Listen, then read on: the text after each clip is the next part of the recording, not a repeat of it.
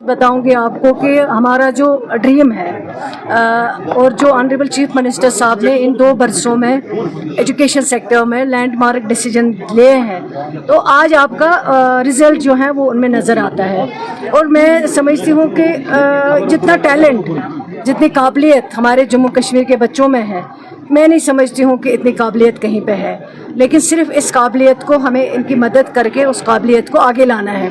और इन 2 बरसों में आप चाहे स्मार्ट क्लासरूमों की बात करें, चाहे जिस तरह के आज इन्होंने यहाँ बच्चों ने प्रोजेक्ट अपने लेके आए थे, चाहे आप इंफ्रास्ट्रक्चर, चाहे आप एनरोलमेंट की बात करें, क्योंकि एनरोलमेंट मतलब इतना एजुकेशन का मतलब हाल हुआ था। 25 जो स्कूल यहाँ पे थे 2500 उनको क्लब किया गया था, और जो हमारा एनरोलमेंट था वो बिल्कुल बहुत कम हो चुका था। लेकिन आज अल्लाह का शुक्र है कि इस सरकार के दौरान जो है 16% नहीं 17% जो है एनरोलमेंट में फ़र्क आया हुआ है। तो अब आगे जो हायर क्लासेस में अगर कहीं पे कमी है, उसका रीज़न ये है कि कई बच्चे जो हैं 10+2 के बाद जो है अपनी लाइन ले लेते हैं, कहीं बाहर चले जाते हैं, कहीं यूनिवर्सिटीज़ में चले जाते हैं, कहीं और चले जाते हैं, तो वहाँ पे अगर थोड़ी सी कुछ कमी है। लेकिन मैं समझती हूँ कि इन 2 बरसों में जो हमारा एनरोलमेंट है उसमें ओवरऑल 17% जो है इजाफा है।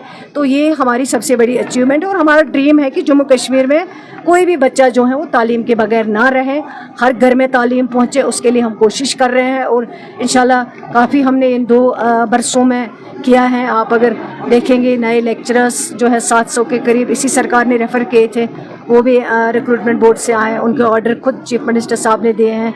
जैसे प्राइवेट मेंबर बिल का पास होना, उनके रिक्रूटमेंट रूल्स बनाना, इसी तरह जो हायर स्टडीज़ में बच्चे आगे नहीं बढ़ पाते थे उसके लिए वे बच्चों को मतलब फ्री तालीम वहाँ पे देना, ये कुछ अचीवमेंट्स। और आज जहाँ SCERT का ये फंक्शन, ये प्रोग्राम जो था, उसमें आपने खुद देखा कितना टैलेंट है बच्चों में। और हम चाहते हैं कि नए टेक्निक्स जो आए हैं उनके लिए ट्रेंड करें, चाहे वो बच्चे हों चाहे वो हमारे टीचर्स। करके अपने एग्जाम्स आ रहे हैं बच्चों के, कुछ और बात करें। रिक्रूटमेंट रूल्स बनने चाहिए थे, लेकिन 10 बरस हो गए उनके रिक्रूटमेंट रूल्स बने नहीं। लेकिन मुझे खुशी है कि जब से ये सरकार बनी है इस पे काम हो रहा है, और मेरी उनसे बात भी हुई थी। उनकी जेन्युइन डिमांड है, कोई गलत डिमांड नहीं कर रहे हैं, क्योंकि 10 बरस में नए जो GMCs हमारे हैं उनके रिक्रूटमेंट रूल नहीं बने, ना गेजेटेड ना नॉन गेजेटेड, लेकिन उस पर काम हो रहा है। मीटिंग हमारी हुई है और हमने इंशाल्लाह इसमें इनको यकीन दिलाया है कि सितंबर एंडिंग में जो है ये रिक्रूटमेंट रूल्स जो है वो तैयार हो जाएंगे।